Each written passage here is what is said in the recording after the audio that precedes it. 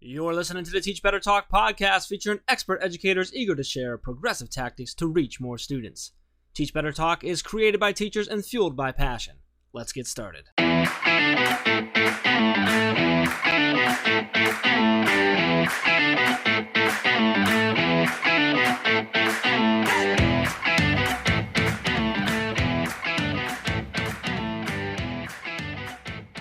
Hey everyone, welcome to episode 235 of Teach Better Talk. My name is Ray Hewart, and as always, I'm with that guy, Mr. Jeff Gargis, and we have another podcast coming your way. Jeff, how are you doing? I'm good. I'm all right. Had some audio issues, so I think I've been, your reaction's like, no, you haven't been. You've been complaining all night. I've been complaining all night, but I didn't want people to realize that the last episode I was also, you said, that I was complaining because it was done tonight too. Yeah. I'm a little grunchy tonight. I'll be honest. I had a good day. Yeah, I don't know what's wrong. I made a face not because of that. I made a face because I was like, oh, that was a really vague answer. Like you could elaborate a little bit. I don't know. This is an audio recording. I mean, they kind of want to hear you talk, but it's fine. That's whatever. True. No big deal. It's good. All good things, guys. All good things. All good things. There's a lot of really cool things going on with the team. I love this time of the year, so that's, loving that. Absolutely. Excited about that. Kids are done with school. My kids are done with school. Actually, by the time this podcast episode comes out, they will be on winter break, so wonderful. We're going to spend a little extra time with them and stuff, so that's always awesome too. So sure. I will have the same with my classroom students. Will be finished up on winter break, and so I think it's wonderful that everyone gets the holiday season to spend time with family, whether it be virtually or in person. Please be safe to all of our incredible network out there. But hopefully you get to really reflect on, while it's been a challenging year, this really is a beautiful time of year to be thankful for those around us and share our appreciation and be a little extra generous. I think that that's kind of like this season we're in. And for me personally, I think any opportunity to celebrate is a great excuse to find some joy and happiness in our world. So celebrate a little bit extra for all of us. I love it. I have 3 questions for you. Oh, are they in any specific order? I'm going to try and put them in order and try to remember them. Good luck. One, what do you think the percentage chance of you waking up next Monday when you don't have school and just logging into Google Classroom anyway? Not high, because I will actually be visiting my parents, and so I will be very out of routine, which for those of you who know me is about the worst thing in Ray Hewart world ever. So I am happy to be seeing my sister, but very unhappy that I will be out of routine next week. Mm-hmm.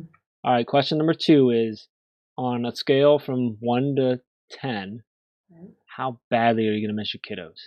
Scale is 10 the worst, it's going to be horrible. 10 means your heart is literally just falling apart. I love my kids. Definitely high up on 20? That. Absolutely. I really, really love my kids this year, without a doubt. Question number 3. I remembered all 3. I'm really proud of myself. I'm giving you a pat on the back right now. I've been seeing some stuff flowing around in the social media world, on the tweets and the Twitters and stuff. The Instagram? Oh, I see. About this whole gift to grid thing that's going on in our universe. Would you mind sharing just a little bit about what the heck does that mean to gift to grid? Absolutely. Guys, we've done so much promotion for this gift to grid campaign where the Teach Better team has been partnering with a wonderful nonprofit called Education Blueprint. And you can actually visit all of their tools and resources at educationblueprint.org. But in case you haven't heard, between all the introductions we've talked about it and the commercials for the Teach Better Talk podcast, we've discussed it, or even the live videos, we've been live a bunch with their education team.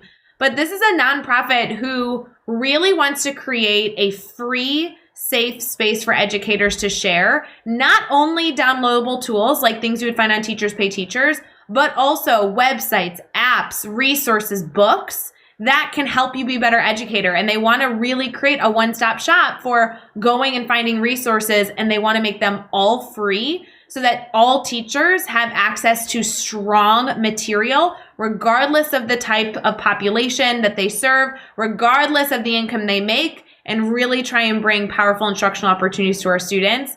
I am so supportive of this group. I love their mission. It was created by educators and it's like run and facilitated by educators. You're going to love connecting with Kelly, Laura, and Nicole for sure. Such good people. But here's the deal. Gift a Grid is literally a push in December to upload one resource. Only one. If you want to do one a day or one a week or one a month, you go crazy. But we literally are asking for one. If you are using a really cool app or website, like go throw that up there and that counts as your one. Or take a grid, a full unit if you're willing to share and throw that up there.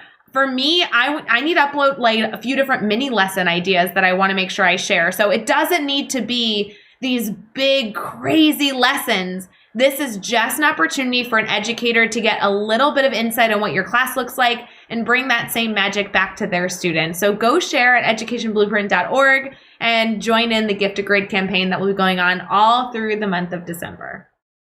So that's so much better than I could have. I knew the answer to that question. It's just not as well. I am happy to help. That's why they pay me the big bucks for sure. For sure.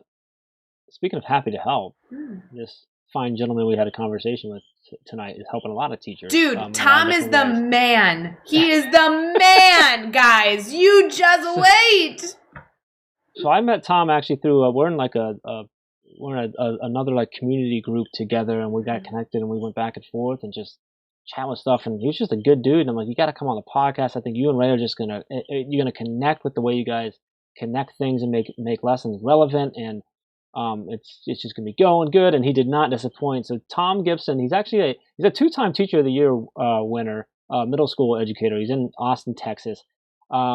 He teaches middle school math, science, robotics, YouTube video production, and advisory. And he also, in all of his free time, he creates YouTube videos, and I'm talking like top-notch YouTube videos explaining what's going well in his classroom, what's not going well in his classroom, what he's learned over the years, different systems he has in place. He's also creating online courses. I've went through them. I've watched a lot of his videos. I mean, he's very good. He's actually got a really cool route and journey that he's taken to get into education, and he's going to share with that. Just a lot of really great stuff. There's some moments where the two of you kind of geek out, and I love it. Just super passionate guy, really good guy, a phenomenal educator, some really cool stuff in here. I really hope you guys will take a listen and connect with Thom afterwards and dive into the content that he's putting out and stuff too. Ray, if I know there's a lot to pick from, but any one thing you want people to maybe hone in on, or you're just still thinking of how to get rid of me and get Thom in here. Yeah, so I've already taken claim of president of the Thom fan club, but if anybody wants vice president, secretary, or just member roles, feel free to contact me. I'll be starting the organization, and I'm very excited to start the fan club of Thom. Really, it's what it is. So you're starting the organization? I think there's probably already a Thom fan club somewhere. Okay, that means that I have to go find. Okay, fine. I'm just gonna. Yeah, I gotta connect with these people. I mean, just look back and think of the last. How long has it been that we've known each other? 4 years now? 3 years? 4 years? 3 years. Just think over the last 4 years and be like, okay, how did I completely take over Teach Better? And then just go do that for that organization. You'll be fine. Like it should work. I think it's so sweet that you think I took over Teach Better. That's a great. I'm so glad I fooled you into thinking that. You're right. I did. I was so glad you know that. Mm-hmm. All right. Well, before Ray gets rid of me as a co-host, let's get into episode 235 with Thom Gibson. Hey guys, it's Ray, and we'll be right back with the rest of this episode. But I did want to make sure that you knew that we have a really fun giveaway going on. And all you have to do to get registered is fill out a really quick survey. If you go to bit.ly/reflecttb2020, we have a quick survey that we're asking all of our Teach Better family to complete just to continue to support you even better in 2021. Once you complete the survey, you are entered to win a $100 Amazon gift card, which, might I say, I could definitely use right now. And we are going to select the winner at the middle of January. So hopefully you are able to head over and fill out that survey real quick. If you cannot find the link, feel free to DM Jeff or I or anybody on the Teach Better team. We'd love to get it to you. And we really would love you to share your voice for also a chance to win that $100 Amazon gift card. All right, let's get back to the episode. All right, we are here. We are chatting with Thom Gibson, and Thom, it's so awesome to have you on the podcast. You and I connected a little while ago. We've been able to chat a couple times. It's been really fun getting to know you so far. But I'm really excited about tonight to to kind of dive a little more into your story and to really start sharing it with our audience and just really kind of getting into things with you. So before we go too far into that, though, like, how you feeling tonight, man? I feel good. Today was actually the first day, full day where I had to like teach and watch my little 9-month-old like all by myself because my wife's at work and our childcare situation didn't work out. So it's going to be like that this week, but she took like a nice 2-hour nap when most of my classes were today. So that was really helpful. And so I'm just crossing my fingers that tomorrow and the rest of the week, she consistently naps as she was today. Good luck with that. Yeah, thanks. Because they're super predictable, right? Yes, my fingers are crossed for you. I think that's going to work out just fine. Yeah, thank you. I'll let you guys know how it goes. Yeah, we'll be sending you some positive vibes. Before we get into this, Tom, I do want to make sure our listeners can kind of hear all about you. I mean, outside of obviously having to babysit and teach, which I think is like every single person's life right now in some sense. But also learn about who you are and what you do in education. So do you mind kind of answering that age-old question of what you do? Sure. I teach middle school young people, and I teach them math, I teach them robotics, I advise them, and I teach them science. I am in my 10th year of teaching, and I am in Austin, Texas. And I also support other teachers online with YouTube videos and daily Instagram stories on what I'm doing that day and what's working and what's not working, and professional development opportunities as well for other schools. So that's what I do in a nutshell. So Tom, I want to touch on that because it's your YouTube channel and some of the online courses that you're creating and stuff like that. That is kind of how we got connected and talking through some of that and stuff. But could you share sort of a little bit of that journey of how did you get started doing the YouTube videos and how has that evolved? And I know like a new course has either just launched or is about to launch. Can you kind of share a little bit about that with us?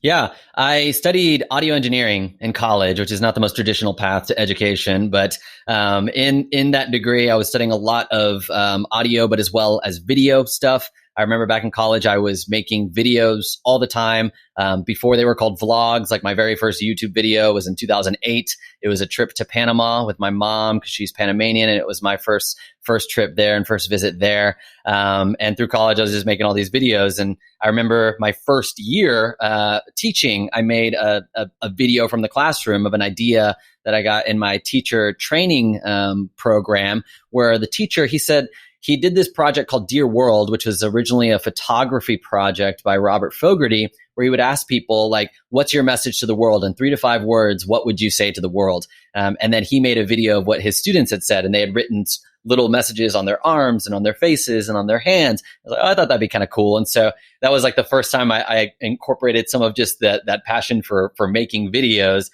in the classroom. And that was like back in 2011. And I filmed my students and shared it with the families and everything like that.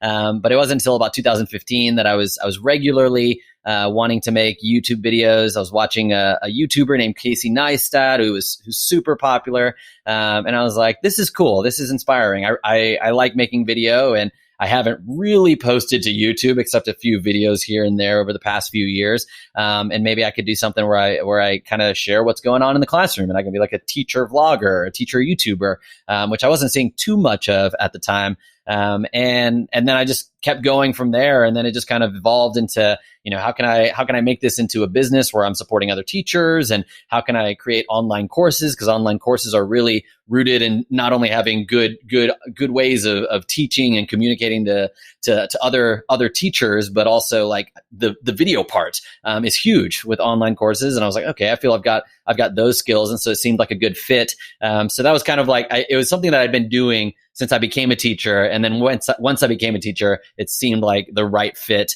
And it's manifested itself through the YouTube videos and Instagram stories and online courses and all things of that nature. I love it. Now this leads me, and I'm excited about my next question because it's just kind of a cool journey of where you started and where you're at now and stuff. But love to hear a story. One of the things we talk about on this podcast is failure and overcoming the failures. I always talk about how I think I'm very fortunate to have failed a lot in my life because it's led me to where I am by providing me a lot of lessons to learn from. So can you share a story with us about a time that you've had a failure and had to overcome that? But share with us what happened. How did you overcome that? And then what did you take away from that experience? Yeah, as I was thinking about this question, I was kind of thinking about, I mean, one of the things we're going to talk about a little bit later is how I have my students do, they get class money and they can buy things with class money. It's a whole classroom economy. And I think back to the first year that I did that, and I would say it would constitute as a failure. It was my third year of teaching. I had read about a teacher who had done this, where he had class jobs, students had salaries, and there's like a class store, and it just sounded so cool. And I remember I was teaching fifth grade at the time, and it was second semester, and the kids had class jobs already, but I was like, I'm going to try to, add this salary piece into it, and then like teach them how to write checks, because that's a valuable skill now, and have like paper cash and all this other stuff. And I just remember like it just didn't go well. Like it was really disorganized. I remember it taking so much time in the classroom, where it was like eating up at our actual content time. I didn't end up covering nearly as much as I had the year before. And it was kind of frustrating sometimes, because it was like, wait, what am I supposed to do with this money? Or where's my money? Or I lost my money, and what's supposed to happen with this? And it didn't feel like what I'd read in the book about the teacher who did it. I'm like, man, the way he did it just seemed to like, everything seemed to go so smoothly. And it was like that for a couple of years that I did this. And I remember one of my admin was like, so why should you keep doing this? Because it was my year end review, and I was kind of talking to him about how I didn't really cover as much content this year as I had anticipated. And I talked about how this classroom economy kind of eats up a lot of time. And he's like, so why do you keep doing it? And I was like, well, I think there's a lot of potential. There are these little nuggets of moments where I feel the students are getting it, and they're loving it, and they're engaged with it. It's just kind of in the midst of a lot of disorganization and a lot of like poor time management with it. And over the years, I would not have figured out a system to like actually make it work in a way that didn't take up all of my time, had I not had like 1, 2, 3 years of it not really being that great, not really being something that's like, oh, and it's saving me class time too, because I have the students doing all these class jobs and they're getting paid, and it's this wonderful, efficient system. It wasn't like that at all. But it wouldn't have gotten to be what it is now, where it's a really rich part of my classroom, had I not actually gone through those years of seeing what's not working and what is working, and shaving away the things that aren't, and really kind of like honing in on the things that were. And so that's something from the classroom. There's so many things also just outside of the classroom. I remember I started jujitsu a couple years ago, and I'm like, I'm going to train really hard and compete. And I lost like horribly my first 3 matches. And I was like, jujitsu's hard, and that was the lesson, and hard things are worth doing. But there's so many failures out there. But every time it's always something where I'm like, okay, there are things that I can learn here. And even in the jujitsu world, it's like you either lose or you win or you learn. And it's not even losing in martial arts. It's like, what can I learn from this? And so I think that's applicable in the classroom. I think it's applicable in athletic endeavors and in business endeavors. And so that's generally the approach I try to take, as much as I can whenever I'm seeing that things are not working as I had planned.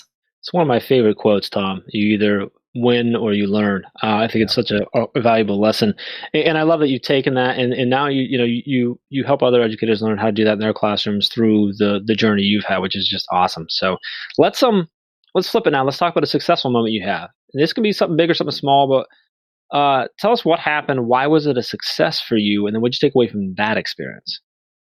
I would say my transition between my third year and my fourth year of teaching, I was moving from a fairly large elementary school in Killeen, Texas, down to Austin, Texas, to a somewhat small private middle school. And I had never taught middle school. I'd only taught the 3 years of fifth grade. But I remember going in, and I remember not having much of a curriculum. I said like, so what's involved in sixth grade math? And they kind of gave me like a bullet point list of like 8 things. But I remember going in and thinking like, okay, my priority here is I want to create an engaging classroom. This was still in the early years of the classroom economy, and this was one of those years that I felt like it was taking up a lot of time. But I was starting to see some of like the nuggets of like the good stuff. Of how that can create a really rich experience for my students. And I remember that year, like a lot of students were having a really meaningful experience in math. Like they were talking about how like, wow, this is like one of the first years that, I really feel like I can do math, like I can learn math, and like I've always hated math, but I'm enjoying like figuring out how numbers work and how these systems work.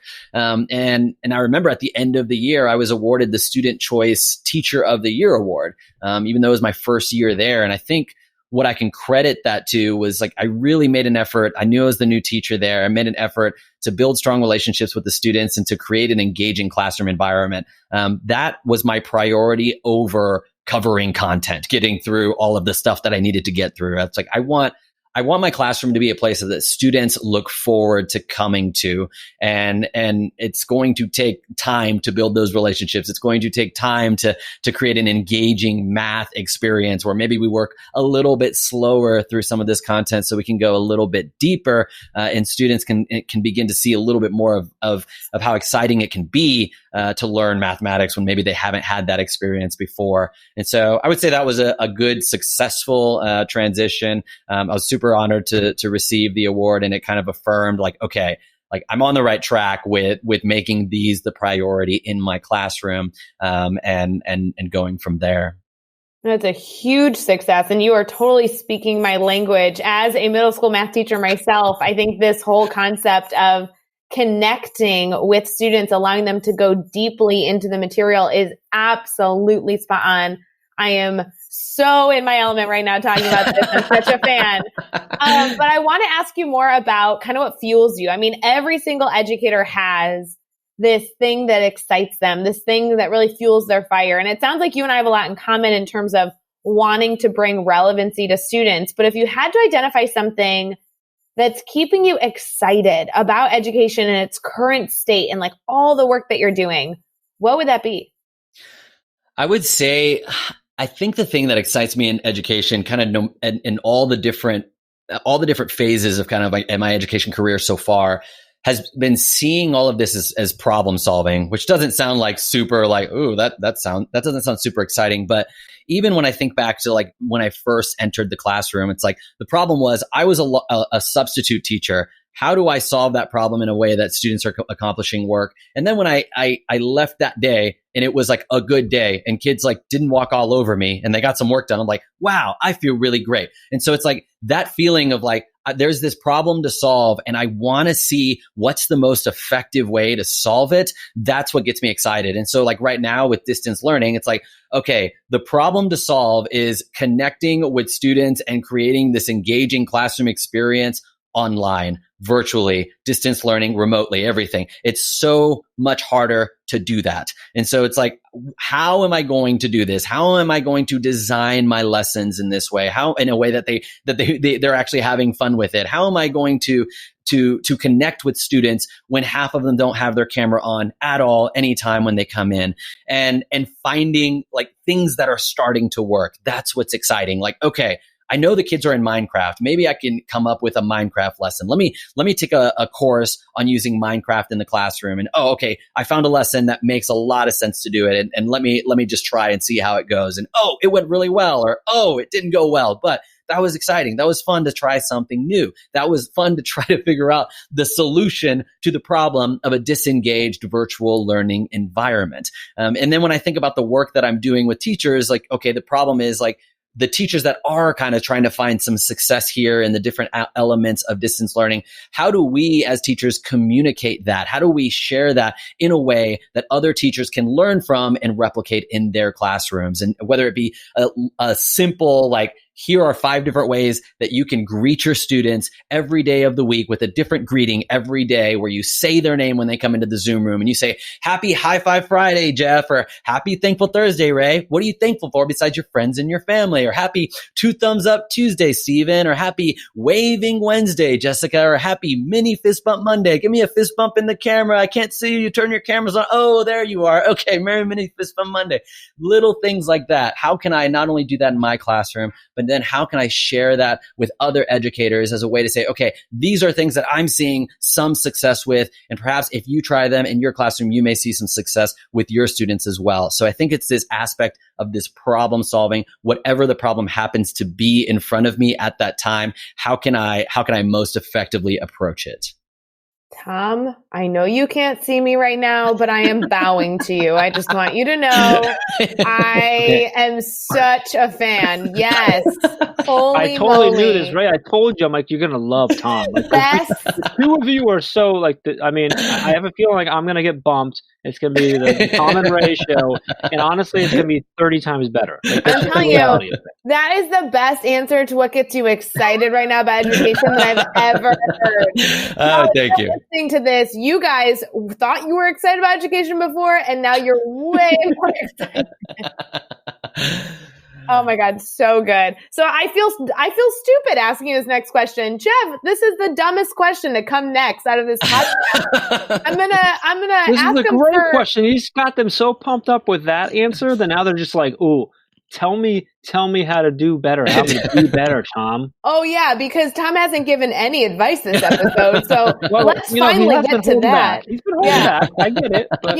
If you could please stop holding back. I really all right, I'll let it all out. some value and advice in this podcast episode. Like, this is why we're here, buddy. This is why they pay us the big bucks. You know what I mean? So in question 5, I always need to ask our guests about advice. And so can you share a piece of advice that you love to give all types of educators?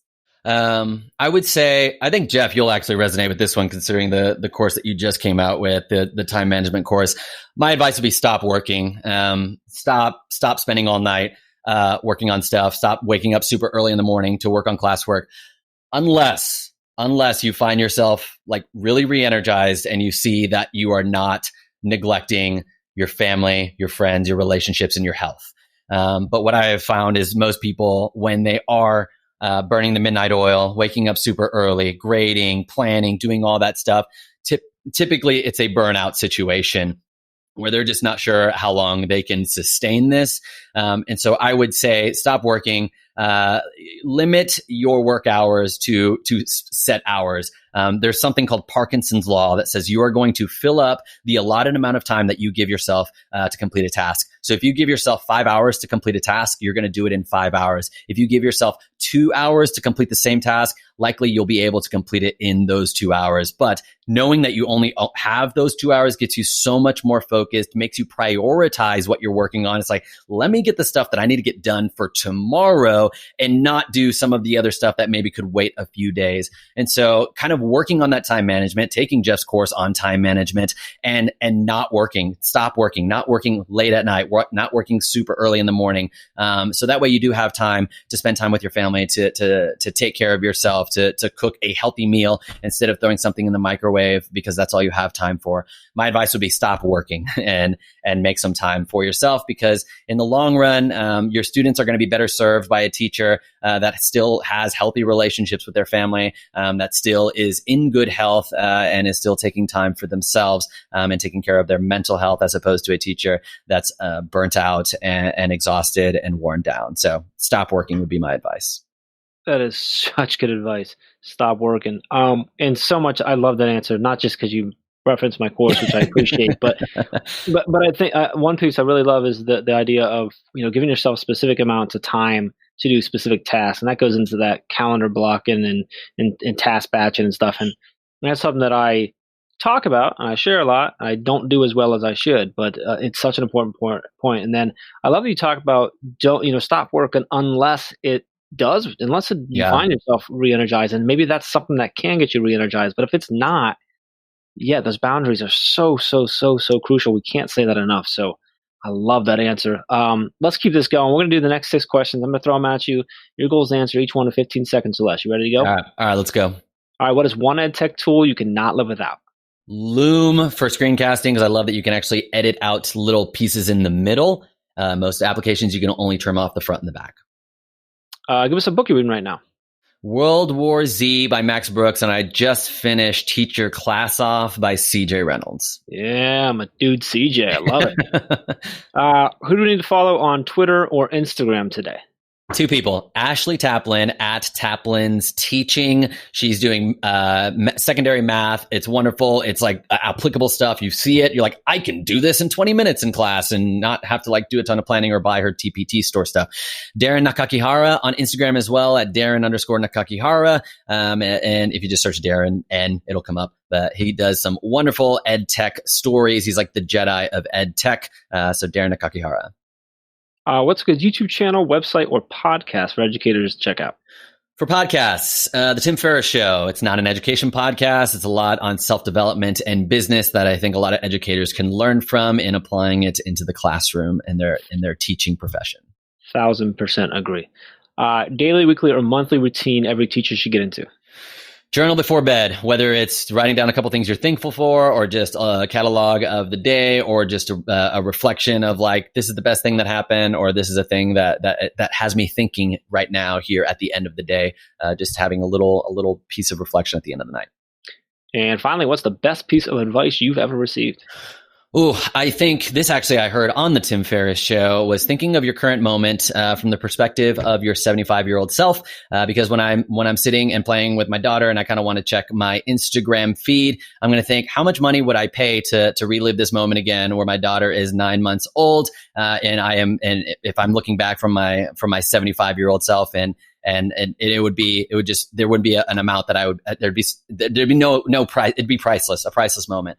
So for perspective, think of the current moment that you're in from the perspective of being 75 years old and looking back. Oh, love that.